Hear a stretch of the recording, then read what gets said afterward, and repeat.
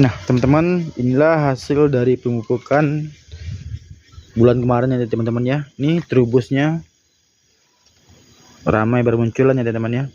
Nih, jadi kesimpulannya, jika kita menanam durian ini teman-teman, durian premium, dirawat dan diperhatikan, insya Allah akan subur ya teman-teman ya, akan tumbuh dengan subur. Nih, ini bagus nih teman-teman nih. Lihat, wow, nggak ada terubusnya yang nggak tumbuh. Nih, setiap dahan, setiap cabangnya terubusnya tumbuh. Ini teman-teman. Oke ya, sip teman-teman. Intinya jika teman-teman mau menanam bibit durian premium itu harus dirawat. Nih, luar biasa kan, cuman selang 1 bulan setelah dirawat. Oke teman-teman, selamat mencoba. Assalamualaikum warahmatullahi wabarakatuh. Salam petani.